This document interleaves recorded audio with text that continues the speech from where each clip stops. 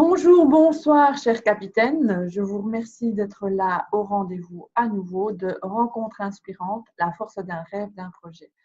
Aujourd'hui, mon invitée est Isabelle Salomon. Isabelle, merci d'être là, d'avoir accepté de participer à l'aventure. Et je te pose la question que je pose à tous mes invités jusqu'à présent, c'est pourquoi avoir accepté? Alors, tout d'abord, c'est parce que j'ai un grand plaisir à échanger avec toi, enfin, après plusieurs messages échangés via Facebook. Voilà. J'ai eu le plaisir de voir le lancement de ce que tu faisais, le lancement de Osez-vous. Et je sens qu'on a quand même pas mal de choses en commun dans le fait d'inspirer d'autres personnes à saisir ce qui est tellement essentiel pour elles et à y aller. Donc voilà, j'ai beaucoup de curiosité et de joie à partager ce moment avec toi et puis avec les personnes qui nous écoutent. Merci Isabelle pour ces gentils mots. Qu'est-ce qui t'attire dans le... Est-ce que tu es d'accord avec cette affirmation, la force d'un rêve, d'un projet? Qu'est-ce que ça évoque pour toi?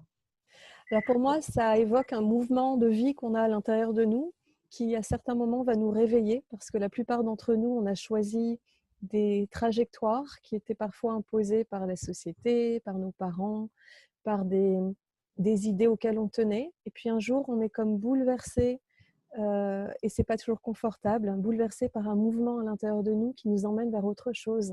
Donc ça peut être un projet qu'on avait laissé de côté parce qu'on ne se sentait pas à la hauteur. Ça peut être quelque chose de complètement nouveau qu'on n'avait jamais envisagé, tout d'un coup qui s'impose à nous. En tout cas, quand ça arrive dans la vie des personnes que je vois autour de moi ou quand ça m'est arrivé, j'ai pu voir que c'était quelque chose qui était comme un courant d'eau très fort et qu'on pouvait difficilement lutter, ou alors en luttant contre ce courant, finalement, on perdait de l'énergie et qu'on avait tout intérêt à se laisser entraîner par la vie. Donc la force d'un projet, pour moi, c'est ça. C'est cet élan qui nous pousse coûte que coûte en avant, quels que soient les obstacles. Tu dis quand ça arrive aux autres, aux personnes que tu côtoies ou à toi-même, de quelle manière ça s'est présenté à toi? Alors pour moi, ça s'est présenté plusieurs fois. J'ai toujours senti que j'étais guidée depuis que je suis petite, mais sans savoir où, sans savoir pourquoi. Et je sentais que quoi qu'il arrive et quoi qu'il se passe dans la vie, même si c'était très inconfortable ou vraiment, j'ai envie de dire presque traumatisant, je sentais que ça allait aller pour moi d'une manière ou d'une autre. Mais j'avais jamais de vision claire de où je devais aller. Et puis, à plusieurs reprises, alors ça s'est produit il y a 6 ans, j'étais à l'époque mariée, j'avais 3 enfants. Et puis, tout d'un coup, j'ai senti que j'étais pas du tout à ma place dans cette histoire que je vivais. Et même si j'avais aucune raison, on va dire, raison concrète de me séparer de mon mari, il y a eu un élan de vie qui est extrêmement fort et qui a fait que je me suis séparée de mon mari. C'était un moment où je me suis reconnectée à moi, ma spiritualité. Euh, Tout s'est passé en même temps, sur un temps relativement court, et ça a donné une orientation complètement nouvelle. Donc, je me suis vraiment installée en tant que thérapeute. J'ai cumulé plusieurs travails pour arriver à mettre ça en place, mais c'était on va dire comme si j'étais au bord d'une falaise et que tout d'un coup, le fait de tomber faisait que je reprenais un début d'envol, en fait. Et puis plus récemment, un autre élan qui est que ça fait plusieurs années donc, que je travaille en tant que thérapeute et que j'accompagne des familles, des bébés.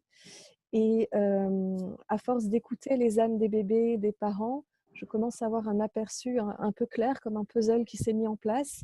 Et puis tout d'un coup, des nouvelles guidances qui arrivent et qui me disent que c'est bien, mais que je dois faire encore autre chose. Et donc ça me lance sur une nouvelle trajectoire qui va peut-être coexister un peu avec la parentalité ou peut-être m'en éloigner complètement. Donc je vois qu'une partie de mon travail, c'est de m'ancrer, de me centrer, d'avoir confiance dans ce qui se passe et puis d'avoir suffisamment de curiosité pour y aller, tout simplement.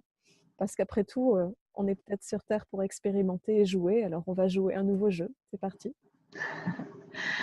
Tu parles beaucoup de spiritualité, de connexion.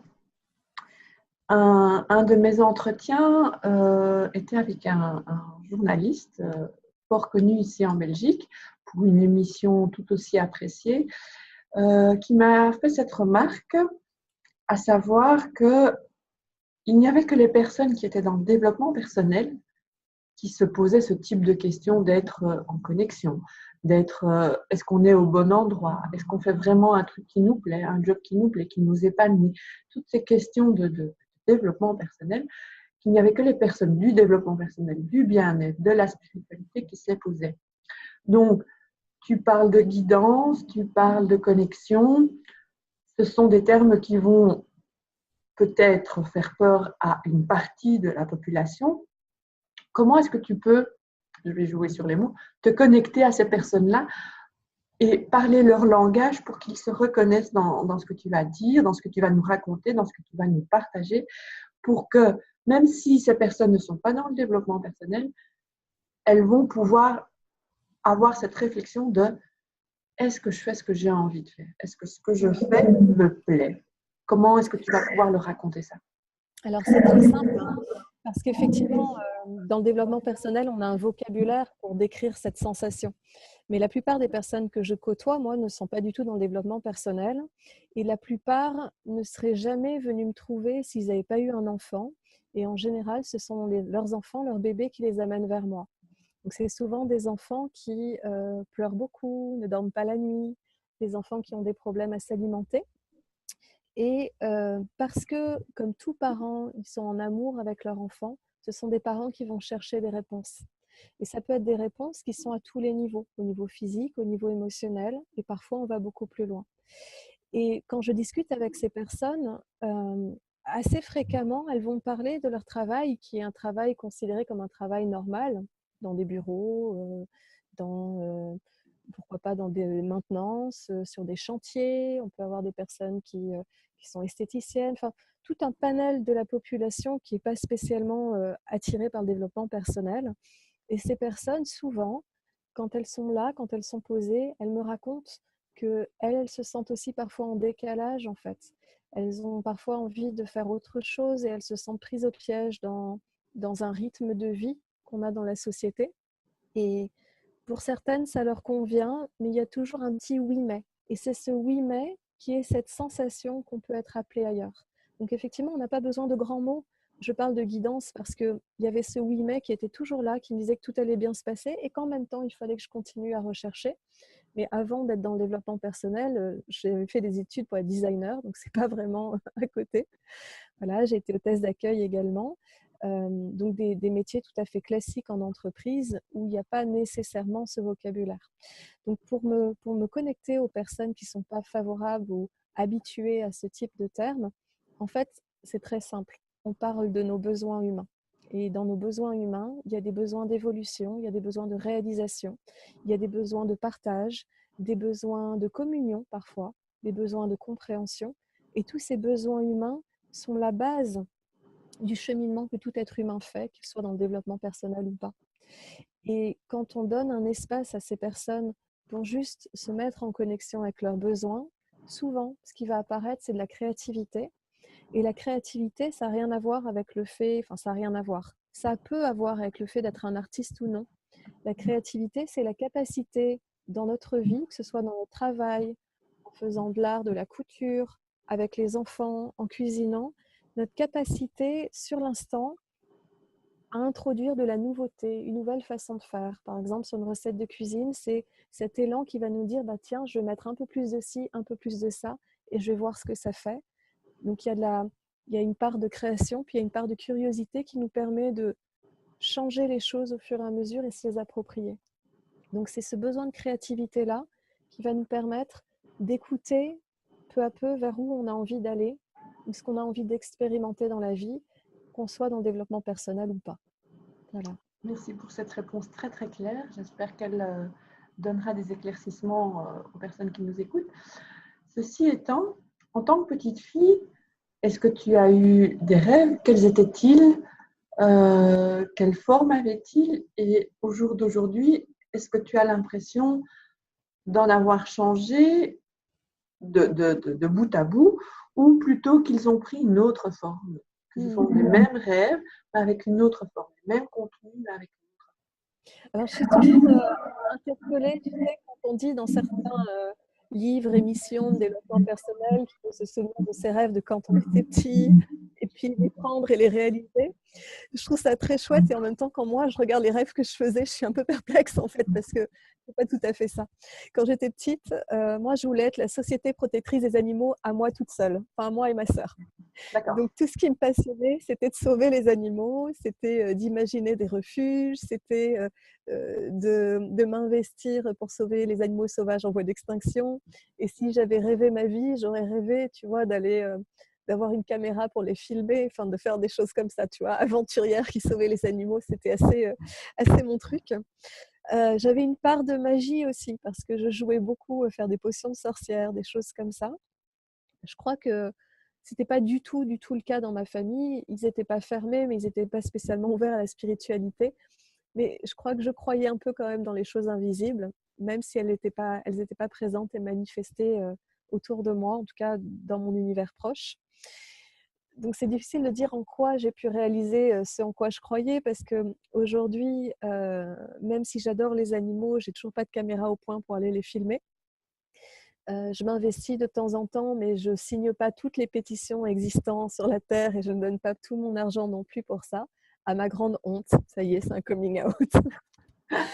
Voilà. Il y a un aspect de communication avec les animaux. Comme tous les enfants qui regardaient les dessins animés des années 80, souvent les héroïnes, elles avaient des animaux sur l'épaule. Tu sais, le fameux petit chat trop mignon. Et puis quand plus tard, tu as ton chat, tu te rends compte que jamais il sera sur ton épaule et que jamais il sera docile et qu'encore moins il te parlera. Donc tout au plus, par rapport à ça, tout au plus ce que j'ai pu réaliser, c'est que je me suis formée à la communication animale, entre autres. Donc qui est une forme de communication où on va se mettre en relaxation et communiquer avec l'animal sur des sensations, sur des images. Donc ça, je le fais de temps en temps, mais ce n'est pas l'essentiel de ma pratique non plus. Voilà, ça répondait là pour le coup à mes rêves d'enfant que d'aller communiquer avec les animaux et me sentir proche d'eux. Mais ce n'est pas du tout quelque chose de constant dans ma vie. Voilà.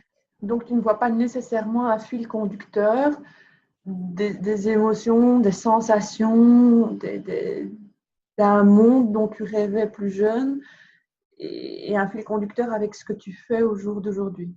Alors, je ne vois pas le fil conducteur avec mes rêves, mais je vois un fil conducteur avec ce que j'étais déjà. À 8 ans, je commençais déjà à m'intéresser à l'argile, aux soins naturels. C'est moi qui soignais les animaux à la maison.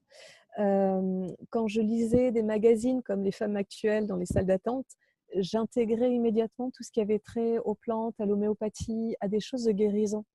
Donc, tu vois, ce n'était pas tant dans mes rêves que dans ce que j'étais déjà à l'époque.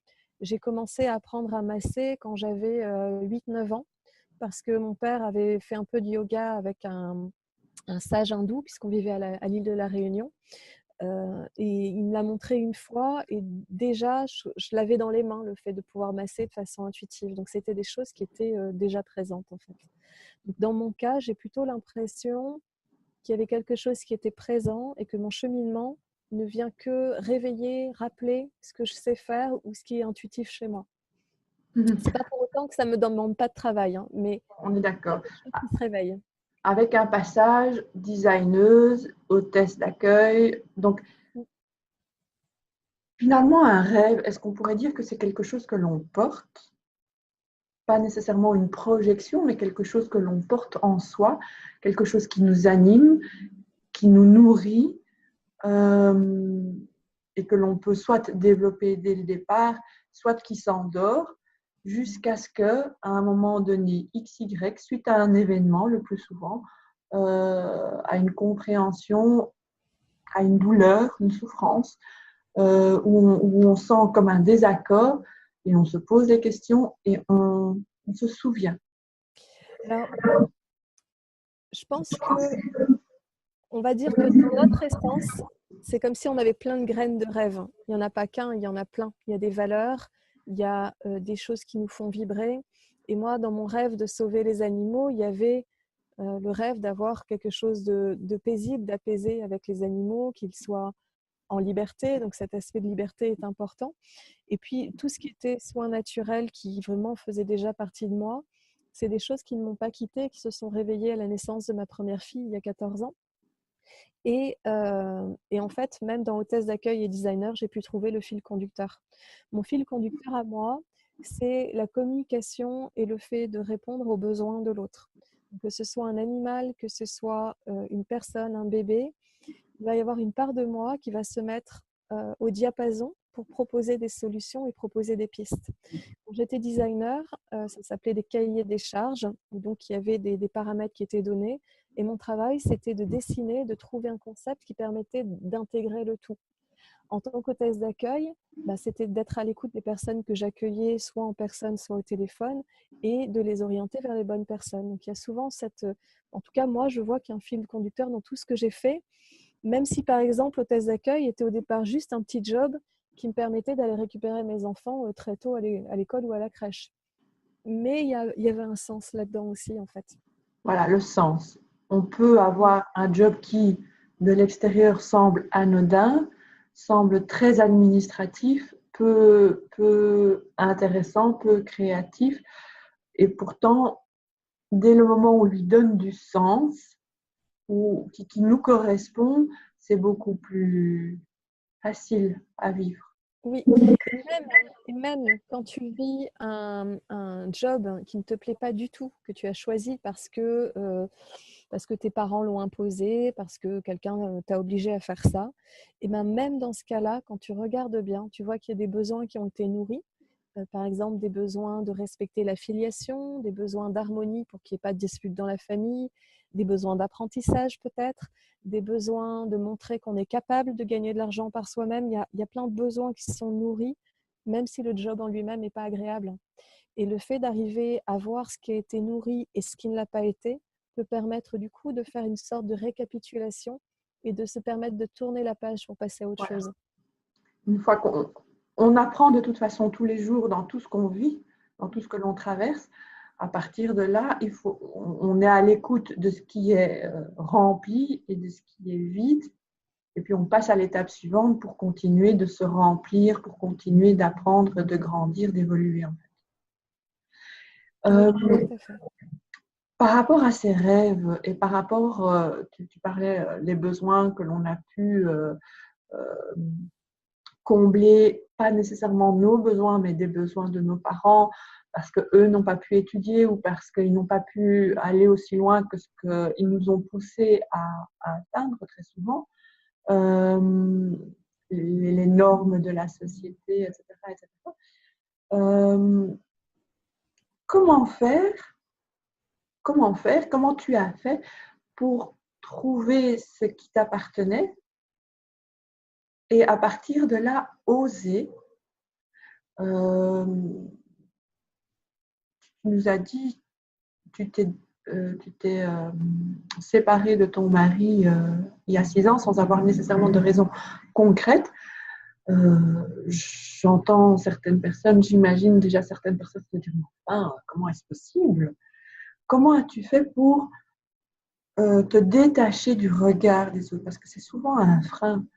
La réalisation de soi au jour d'aujourd'hui, même si nous, en étant dans le développement personnel, on a l'impression que ça se fait de plus en plus, le développement personnel, puis il y a tout le reste sur la Terre, c'est pas encore accepté, c'est pas encore aussi naturel que ça, la réalisation de soi.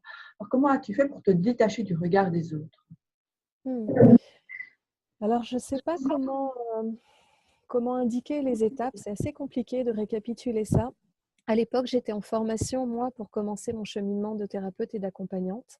Donc, je commençais à avoir des outils qui me permettaient de voir comment c'était pour moi à l'intérieur, quels étaient mes besoins nourris et pas nourris. Et à cette époque, j'ai reçu beaucoup d'intuition et de prise de conscience quasiment simultanées, qui était que ce que je ressentais n'était pas de la faute de mon mari. Ça m'appartenait complètement. C'était des choses qui dataient de mon enfance, de mon adolescence. Et grâce à lui, j'ai pu avoir pendant 9 années que notre couple a duré, il m'a offert une sécurité qui m'a permis d'aller guérir certaines parties de moi. Et c'était vraiment comme si, parce que j'avais eu le temps de guérir ces parties de moi, c'était le moment pour moi de prendre mon envol et que sur certains points, on n'était pas si compatibles que ça. Et il n'y avait pas de faute de part et d'autre. Donc, je n'ai pas été trompée, je n'ai pas eu de grandes engueulades, il n'y a pas eu de choses inadmissibles, mais il y a eu une sorte de cheminement, de processus qui est comme arrivé à son terme. Et j'ai senti que si je continuais à être dans cette relation, parce que toute relation demande des compromis, il y avait une part de moi qui était en train de presque mourir en fait. C'était presque une question de vie et de mort psychique, alors que pourtant dans l'extérieur et dans la forme, j'étais absolument pas menacée. C'était quelqu'un de bienveillant et qui me laissait aussi expérimenter ce qui se passait pour moi. Et donc, dans cette séparation, ça a été une période vraiment importante pour moi parce qu'il y a eu beaucoup de discussions entre nous. Ça m'a demandé de prendre mon courage à deux mains et de lui parler de ce que je ressentais. Et le fait d'être authentique avec lui lui a aussi permis, lui, de poser des choses qu'il ressentait. C'était difficile pour lui parce qu'il ne s'y attendait pas. Et il était dans une période difficile professionnellement. Et en même temps, j'avais besoin de cette crise de vérité pour pouvoir avancer et lui également, en fait. Donc, il s'est passé énormément de choses à ce moment-là. Je ne sais pas si ça se serait fait de la même façon, si je n'avais pas eu tous ces outils, enfin, ces quelques outils, parce qu'à l'époque, j'étais vraiment au début de mon cheminement, donc des outils de centrage, commencer à voir que justement, oui, on peut devenir créateur dans sa vie et que ça demande de prendre des responsabilités. Et je prenais la responsabilité de ma part dans notre couple. J'avais besoin de lui rendre la sienne, c'est-à-dire ce que j'avais pris sur mes épaules qui n'était pas tout à fait juste. J'avais besoin juste que ce soit posé. Donc, ce n'était pas des accusations, c'est quelque chose qui s'est passé de façon presque douce et très longue parce qu'il nous a fallu plusieurs années pour continuer à se parler et à guérir la relation. Mais pour moi, ça a été un tournant très décisif en fait dans ma façon de me positionner et de prendre ma responsabilité dans le monde. Voilà. Très intéressant comme point de vue. Tu as évoqué les mots action tout à l'heure et responsabilité. Donc, on peut avoir un rêve, un projet, mais ce n'est pas tout de rêver. Il faut mettre en action, il faut des actions concrètes. Et c'est là la magie, je dis souvent que c'est là la magie de l'être humain, c'est quand on se met en action pour atteindre et réaliser son rêve, son projet. Qu'est-ce que tu penses de cela et qu'est-ce que toi, personnellement, tu as mis en place? Alors, je suis tout à fait d'accord avec toi que rester au stade du rêve, c'est empêcher que le rêve se manifeste. Et on n'est pas fait pour ça. On est fait pour avancer, pour évoluer, pour créer des nouvelles choses. C'est pour autant une étape très difficile de passer à l'action parce que ça demande littéralement de lâcher le bord de la piscine et d'aller nager à côté à l'endroit où personne n'est parti nager. Sans voir s'il y a un requin ou pas dessous, c'est quelque chose d'assez compliqué. Moi, ce que je vois, c'est que ce qui m'a aidé dans mon cheminement, ça a été d'intégrer les notions de masculin et de féminin en moi. C'est une époque où je me suis intéressée à l'aspect sacré de nos énergies masculines et féminines. Et j'ai vraiment senti que l'énergie féminine, elle était cette réceptivité, ce côté envoûtant, maternant, intuition, et qu'elle avait besoin du masculin pour passer à l'action. Et que le masculin, ça n'allait pas être mon ex-mari ou qui que ce soit d'autre qui allait faire pour moi. C'était vraiment la façon dont j'intégrais ce masculin en moi pour commencer à y aller. Alors j'ai l'impression que je vais toujours trop lentement à mon goût. J'ai l'impression de faire que des baby steps et baby steps, mais en même temps, mine de rien, ça avance. Donc voilà, j'invite les personnes qui nous écoutent à ne pas se flageller si elles trouvent qu'elles vont pas assez vite. Ça prend le temps, ça prend. Et la plupart du temps, au niveau des idées, ça fuse, ça va dans tous les sens. Et quand on commence à le mettre dans la matière, c'est long, il faut écrire, il faut s'inscrire sur des registres, il faut prendre des renseignements. On a l'impression qu'on n'y arrivera jamais et pourtant, ça se fait petit à petit. Donc pour moi, très concrètement, ça a été commencer à m'installer à mon compte, ça a été commencer à faire la communication des cartes de visite et les distribuer. Et le vrai grand tournant, ça a été quand j'ai fait mon site internet il y a 4 ans, où là j'ai commencé à plus le diffuser, en parler un peu plus, écrire des articles de blog aussi, ça a été pas mal aidant. Communiquer sur Facebook ce que je faisais, me connecter avec plein de monde pour échanger sur les pratiques, sur pas mal de choses. Ça a été vraiment ce qui m'a aidée. De croire suffisamment en moi pour dire je vais tenter. Et même si quand on sort d'une formation, on n'est pas toujours, évidemment, on n'a pas encore l'expérience forcément, mais je sentais que ça répondait tellement à quelque chose pour moi, un tel appel intérieur, que j'étais tout à fait OK pour co-créer avec la personne qui était là et donner mon maximum en fait Voilà, quoi qu'il arrive. Et j'ai cette croyance que quand on est sincère et authentique dans ce qu'on est en train de faire, la personne en face, que ce soit dans le milieu du développement personnel, ça marche aussi si vous êtes créateur ou créatrice et que vous créez du scrapbooking ou j'en passe. Mais quand on est vraiment authentique dans ce qu'on fait, il se passe un échange d'énergie qui est au-delà des mots et la personne le ressent. Et l'échange est juste qu'on soit au début du chemin ou qu'on ait 10 années d'expérience en fait. Très intéressant. Croire en moi. Comment est-ce qu'on fait pour croire en soi? C'est un chemin qui est toujours en dents de scie, parce qu'il y a des moments où on va croire en soi, on a un élan, et puis ça retombe, et puis on a un élan, et ça retombe. Et comme je faisais avant du design et que j'ai un peu côtoyé les milieux artistiques, j'ai vraiment intégré que dans une création, il y avait des phases de latence. C'est des phases où il ne se passe rien, on a l'impression de tourner en boucle. Et puis, un jour, il y a un pas qui se fait, et puis ça commence à prendre forme. Et ce temps de latence, il est long, il est parfois franchement pénible, mais il est indispensable pour que les choses arrivent. Donc, ce qui, moi, m'a aidé, ça a été d'avoir envie de faire quelque chose, de me dire, tu peux y arriver parce qu'il y a un endroit de moi qui sent que je peux le faire. Et puis ensuite, d'accueillir le fait qu'il y avait des moments où je ne me sentais pas du tout à la hauteur. Et puis de me dire, bah, je vais essayer quand même. Et puis on verra. Et puis encore essayer quand même et on verra. Et donc de quand même en quand même, j'avance sur ma petite échelle un peu chaotique. Donc, quoi qu'il Et puis advienne, aussi, ouais, ce que je voulais rajouter aussi, c'est que ce qui m'a aidé, c'est que c'est pas un cheminement seul en fait. Il y a des moments où on a une part de création seule et puis des moments où on va avoir besoin de soutien autour. Donc chercher du soutien auprès de personnes que j'ai rencontrées sur ma route, thérapeute ou non d'ailleurs. Ça pouvait être aussi des amis, ça pouvait être mon ex-mari quand il m'écoutait, mon compagnon actuel. Tout ça a contribué à ce que ça me donne confiance petit à petit. Et les retours que pouvaient me faire certaines amies quand je leur parlais, qu'il y avait une forme de sagesse qui leur parlait à leur tour, m'a permis de prendre confiance dans le fait que j'étais à ma place dans l'accompagnement. Donc voilà, c'est un chemin, mais on n'est pas tout seul et on a besoin des autres, quels que soient nos outils. se nourrir. Donc, quoi qu'il arrive aussi, ne, même dans les moments de découragement, parce que ça ne va pas assez vite à notre goût, ne pas baisser les bras, mais faire de petites actions pour rester dans cette énergie du rêve, du projet. Alors, il y a ne pas baisser les bras et en même temps être souple, parce qu'il y a des moments où nos chemins, là où on pensait, on s'était dit, parce que dans notre société, c'est assez normal de dire on a un projet, on le visualise comme étant réalisé, voilà les étapes et on doit y aller.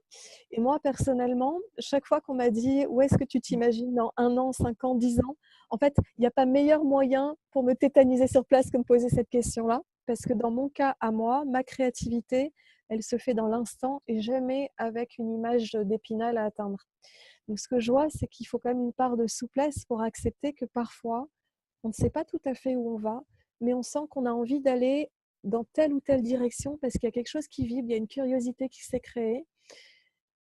Et peut-être qu'on perd du temps ou pas, mais après tout, le chemin, il est comme ça, il a ses méandres et c'est OK en fait.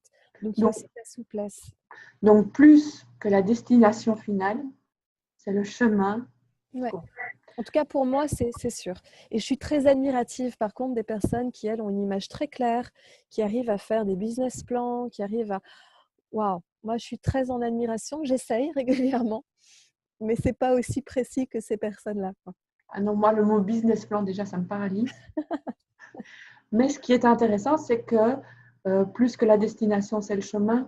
Mm. C'est le journaliste qui en a parlé et qui disait, vous, dans le développement personnel, pour vous, c'est naturel, c'est normal, c'est spontané, c'est viscéral même, alors que lui, il est tellement dans son day-to-day, dans son bidon, que voilà, ça lui a permis de faire une pause, cette interview, et de se poser certaines questions, de revenir à l'essentiel. Mais j'aime bien constater finalement euh, comment est-ce que je vais dire ça, ce rapprochement de point de vue, parce que franchement, il disait plus que le rêve à réaliser, c'est tout ce que je réalise pour y parvenir qui m'intéresse, qui va m'exciter, qui va m'interpeller, qui va me faire grandir. Mais c'est pas la vision qu'on a au départ. Au départ, on est dans une société où on nous dit que ben, on va faire nos études et puis qu'ensuite on aura tel travail avec si possible tel salaire pour avoir une maison, pour avoir un environnement. Et si on restait vraiment accroché à cette image du rêve à réaliser, on serait encore accroché dans la poursuite d'un avoir, de quelque chose. Sauf qu'on n'est pas des êtres d'avoir, on est des êtres tout court. Et on a besoin d'être, de ressentir. Parce que quand on arrive au bout du chemin et qu'on a réussi à avoir notre superbe maison, la plupart d'entre nous, on va sentir très peu de temps après encore de l'insatisfaction qui va faire qu'on va se remettre en chemin. Donc très clairement, le rêve qui nous a été vendu ou qui nous est encore vendu dans la société, qui est d'avoir plusieurs voitures et ainsi de suite, c'est un rêve qui quelque part nous déconnecte un petit peu de nous. Et avant, autrefois, quand il n'existait pas d'horloge, pas de montre, on ne savait pas combien de temps les gens allaient vivre. Ce qui était important dans les sociétés encore maintenant traditionnelles, c'est au jour le jour, est-ce que j'ai de quoi me nourrir? Est-ce que j'ai de quoi me protéger du soleil ou des intempéries? Est-ce que mes enfants vont bien? Et il y a quelque chose, il y a un rythme beaucoup plus lent qui fait que finalement, il n'y a pas d'objectif autre que vivre et qu'être là et qu'être présent. Et puis, dans ces sociétés traditionnelles, il y a une grande part aux discussions entre personnes, il y a une grande part au rêve, il y a une grande part à la créativité. Et c'est vital, en fait, que la société puisse avoir assez d'espace pour ça, pour qu'on ne soit pas accroché à l'avoir. Et l'avoir, on peut l'avoir y compris dans nos milieux de développement personnel, quand l'objet du désir, c'est l'éveil, quand l'objet du désir, c'est des pouvoirs spirituels. On va être encore dans une quête incessante en fait. Donc voilà, moi j'apprends de plus en plus à revenir dans cet instant, dans ce cheminement, et même à être franchement amusée de voir l'aspect que ça prend. C'est drôle. Je te disais tout à l'heure que voilà, je suis guidée là, ces derniers temps par quelque chose qui va peut-être me faire faire une sorte de grand renversement par rapport à ce que je connais. Il y a une part de moi qui est pas confortable avec ça, hein, parce que comme tout le monde, être stable, c'est assez agréable. Et en même temps, il y a une part qui est très amusée de voir que finalement, quand on croit être arrivé, on redécouvre des nouvelles montagnes derrière et c'est parti pour la glissade, quoi. Voilà. Tout à fait. Euh, dans tout ce que tu as partagé, dans tout ce que tu as évoqué, est-ce que finalement tu as des figures, des personnages ou des personnes réelles, fictives, cinéma, etc., qui t'ont inspiré ou qui t'inspirent?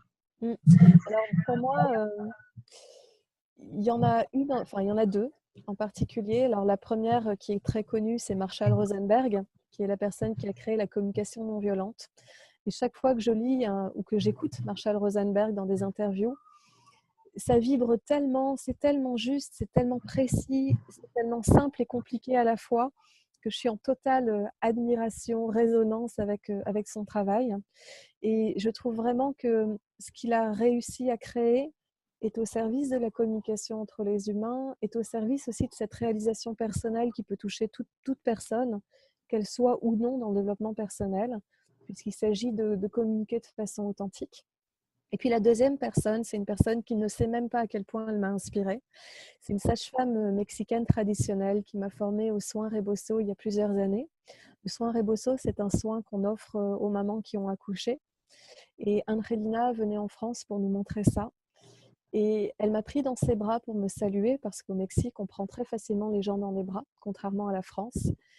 Et cette étreinte, elle avait une telle douceur, une telle tendresse. J'aurais pu fondre en larmes tellement c'était intense.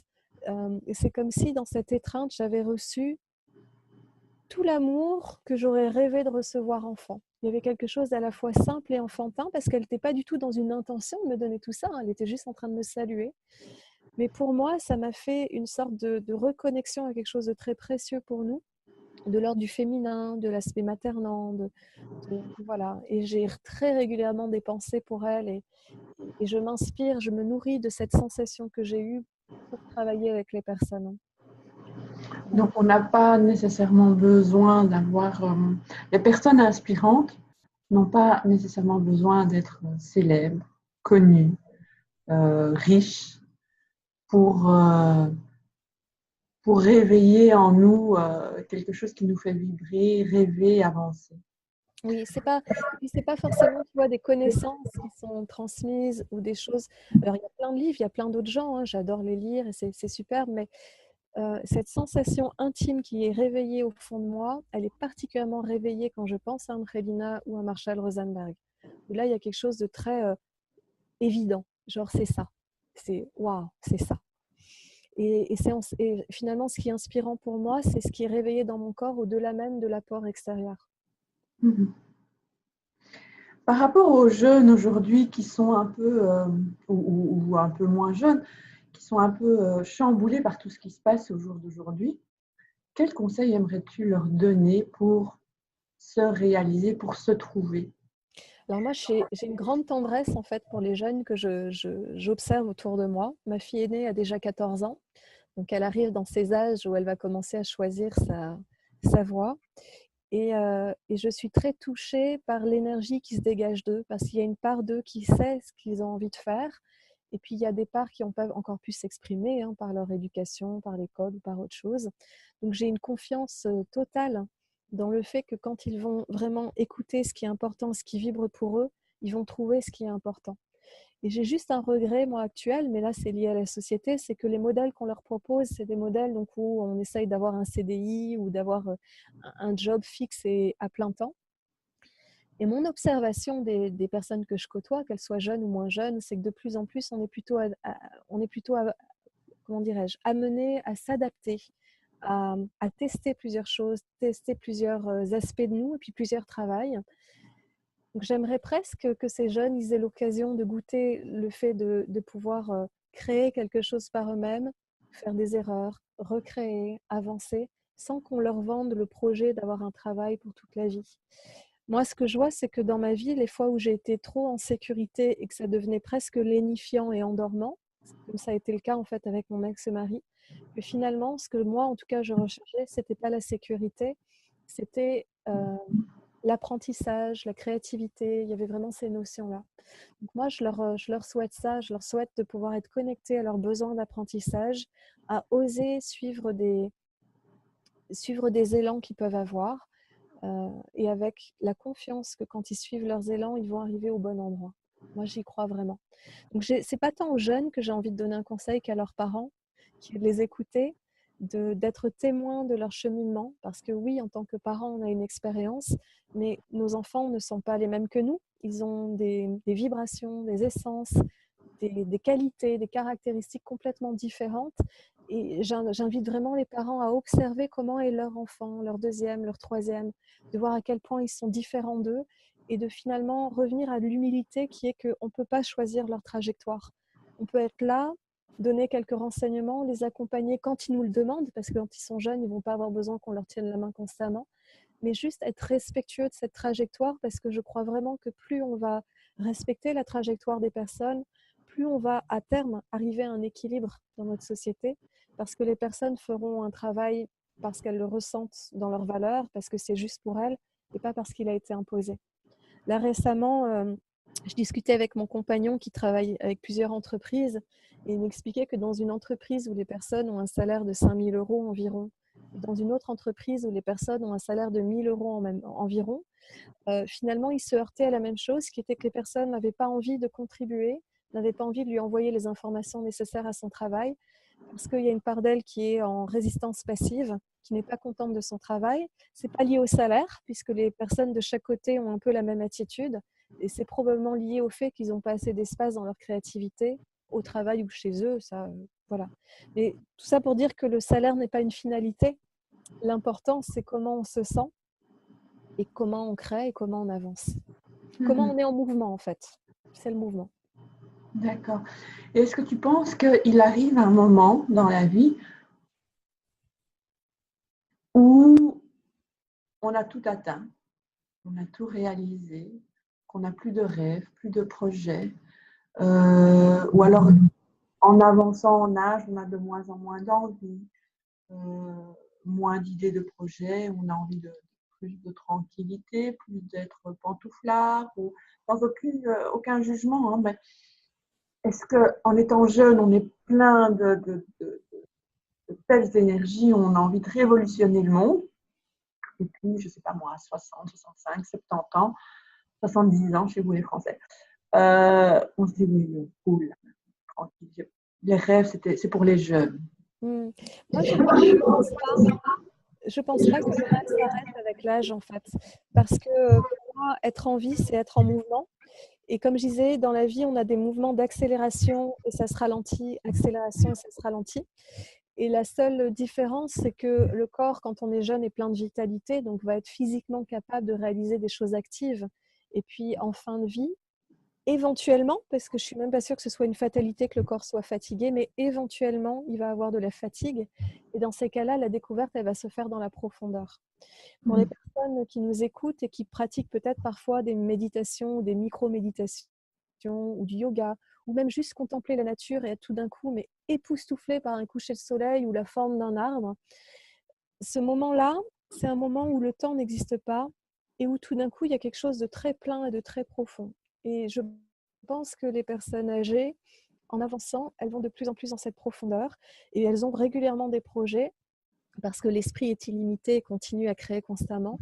Et ensuite, c'est leur élan physique, leur énergie qui va faire qu'elles vont aller le réaliser ou pas. Mais voilà, je ne pense pas que ça s'arrête un jour, non. En tout cas, tant qu'on est en vie, non, je ne pense définitivement pas que ça s'arrête. Alors, on approche de la fin. Sur quoi aimerais-tu terminer cet entretien, très intéressant par ailleurs? D'abord, de te remercier parce que c'est chouette d'avoir ces sujets à explorer ensemble. Je trouve que c'est une très chouette initiative de s'interroger sur voilà, comment on réalise des rêves, quel est ce mouvement qui nous pousse. Et puis, j'espère avoir le plaisir de rediscuter avec toi sur d'autres thèmes. Promis. Si je devais, moi, terminer sur un mot, j'inviterais les personnes à de temps en temps faire un point avec elles pour regarder en toute intégrité, en toute honnêteté avec elles, où est-ce qu'elles en sont dans leur chemin. Est-ce qu'elles sont satisfaites ou pas satisfaites? Et je leur demanderais dans ce cas-là d'être très attentives aux pensées qui vont se réveiller. Celles qui disent « Attends, t'as tout pour être heureuse, pourquoi tu te plains? Pourquoi tu dis ça ?» Juste, ok, aujourd'hui, je sens que c'est pas totalement satisfait et de se demander qu'est-ce que je pourrais faire aujourd'hui pour, comme on dit en CNV, contribuer à me rendre la vie plus belle. Qu'est-ce qui là me ferait du bien? Quel est le petit pas que je peux me donner aujourd'hui? Parce que c'est de petit pas en petit pas qu'on écrit le chemin sous nos pieds et c'est déjà ces petits pas qui nous donnent plus de liberté. Voilà, donc les inviter, pourquoi pas, à tester ça et puis à être curieuse de ce qui va se passer par la suite.